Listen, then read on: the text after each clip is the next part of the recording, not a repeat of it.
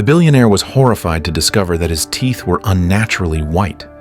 But instead of feeling pleased, he was filled with dread, because it meant he had contracted the infamous rich flu.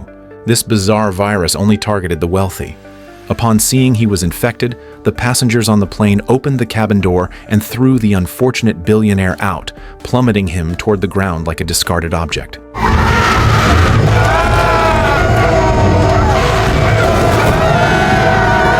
This is the premise of the 2024 disaster film Rich Flu. The story begins at an exclusive gathering of the world's wealthiest individuals in a lavish estate in the UK. While the billionaires were discussing where to vacation next, one of them suddenly noticed that his teeth were abnormally white. At first, he didn't think much of it, assuming it was just the result of a skilled dentist. But as he was speaking confidently to the group, he suddenly collapsed and began to convulse. The panicked guests quickly summoned a private doctor, but the unfortunate man didn't make it. He mysteriously died right there at the party. What the other guests didn't know was that this was only the beginning. In the following days, wealthy individuals across the world began dying mysteriously in their homes. After some analysis, horrified billionaires discovered they had all contracted a strange virus. The virus was absurdly selective. It only infected the rich, and the wealthier someone was, the higher their chance of infection. Within just 2 days, the top 10 on the Forbes list had all died in succession. Terrified, the rich dubbed it Rich Flu, and panic spread throughout elite circles. The wealthy feared they might be next. To avoid infection, some began transferring their fortunes to people in debt, believing this could spare them. One of them was a woman named Laura. Years ago, Laura built her empire from just £5, and now her net worth had soared into the billions, barely enough to be considered part of the elite. Eager to climb higher, Laura saw an opportunity at a high-profile auction to get close to another billionaire. But just as she was strategically raising bids to attract his attention, a sudden incident shocked the crowd. Another billionaire began convulsing and collapsed to the ground. It was clear the virus had begun infecting the lower tier of the wealthy, leaving everyone at the venue in stunned silence. News of the virus quickly spread on social media, and the general public reacted with morbid glee.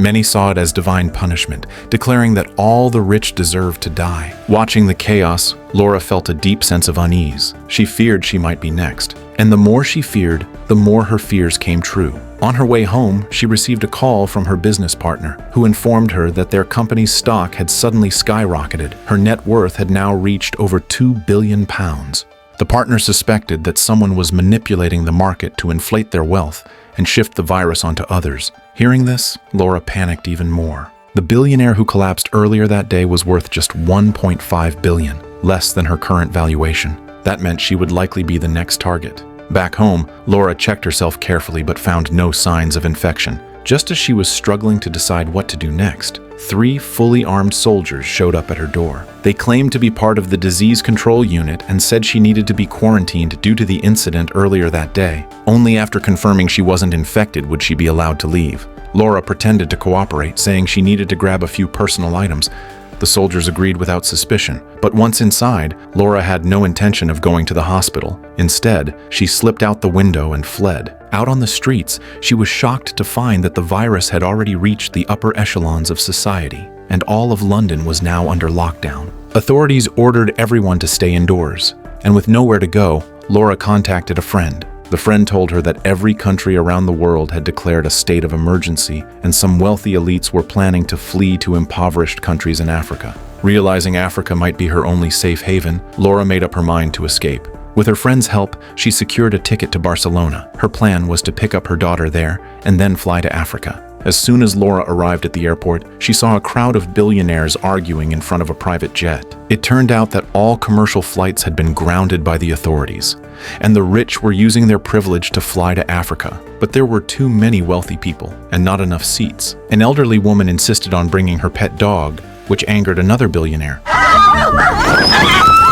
After the dog was tragically killed, the woman could only fall silent in grief. To avoid becoming the virus's next target, and also to avoid becoming penniless, Laura decided to give up half of her fortune. She offered her stocks to her assistant to hold temporarily, but the assistant wasn't foolish. There was no way she would agree. Left with no choice, Laura reluctantly boarded the plane. Moments after they took off, the police arrived at the scene and arrested the remaining billionaires who hadn't left in time. Watching from the air, those on the plane were relieved that they had escaped in time. But their relief didn't last more than 3 seconds. Someone noticed a fellow passenger's teeth turning white. His teeth! Oh my God! His teeth! Panic instantly broke out in the cabin. One billionaire struck the infected man, and another opened the cabin door, throwing the man out of the plane.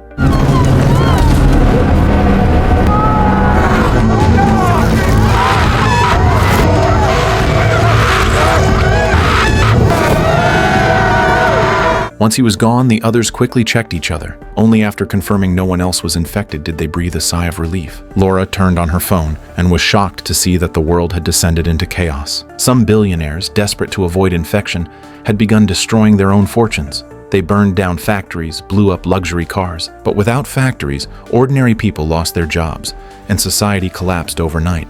After several hours of turbulence, the plane finally landed in Barcelona. Her husband was already waiting for her, having been informed ahead of time. Just as they were heading home, they were stopped at a checkpoint. Laura instinctively hid her backpack in a storage compartment. Sensing something was wrong, her husband snatched the bag and discovered it was full of gold and cash. He urged Laura to throw it away, but she refused. She'd rather die rich than return to the streets. While they were arguing, police officers approached and asked to search their car. Just as they were about to find the backpack, a truck came barreling through and created a distraction.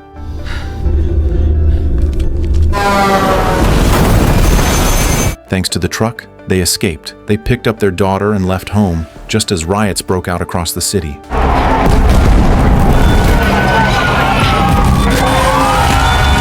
After the COVID-19 pandemic, we invested in research. We strengthened all captives. In the last pandemic, distributed medical supplies, but no company... Realizing how dangerous things had become, Laura decided to take the family back to the countryside. But when they arrived, the villagers, afraid of infection, drove them away without mercy. Desperate, Laura took her mother and left. Her mother remembered an old friend who had moved to Tanzania years ago. They could try to seek refuge there. Her husband objected, fearing that Africa was too poor and they might starve. He suggested going to a more developed country, someplace safe and with food. The family agreed, and with some under-the-table help, Laura secured a small, broken boat. Together, they began their journey toward Africa. But just when Laura thought they could avoid the disaster by heading for a poor country, the sea was suddenly filled with boats, even luxury yachts. Apparently, all the wealthy had the same idea. Though Laura felt uneasy about joining the crowd, it was too late to change course. As they neared the African coast, patrol boats appeared. It turned out that so many rich Europeans had fled to Africa that the continent was now overwhelmed with refugees. Laura and her family were arrested by the patrols and sent to a refugee camp. Thankfully, she had prepared in advance.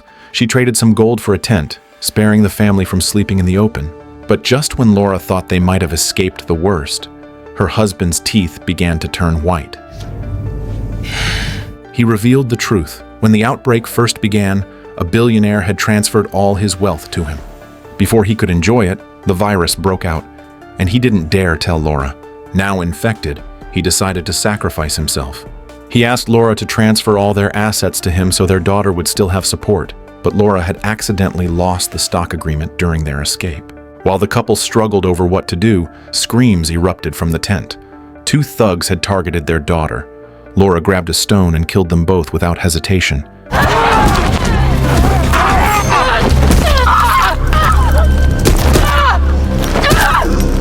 Realizing the camp was too dangerous, she decided to run again. To keep the family safe, her husband chose to stay behind. Without saying much, Laura wrote a donation agreement, transferring everything to him. Then she used their last gold to buy 3 tickets into mainland Africa. With the help of a young girl, they hid on a remote island where money no longer mattered. Everything was bartered. To trade, one had to offer something in return. To get food, Laura gave up her favorite watch, a gift she bought for herself with her first paycheck, but the food ran out quickly. To survive, Laura had to learn how to fish by the sea like the locals. At first, she struggled. After all, she had once been a wealthy woman from the city. But soon, she found peace in the simplicity. One day, while walking by the shore, Laura found some beautiful seashells. She collected them and made a delicate bracelet. Later, she found the woman who had taken her watch and offered the bracelet in exchange. But just as they were about to trade, Laura paused. Something struck her. It was clear this virus story was only just beginning, and that's where the movie Rich Flu ends. So what do you think? With your current wealth, would you survive this disaster? That's all for today. See you next time.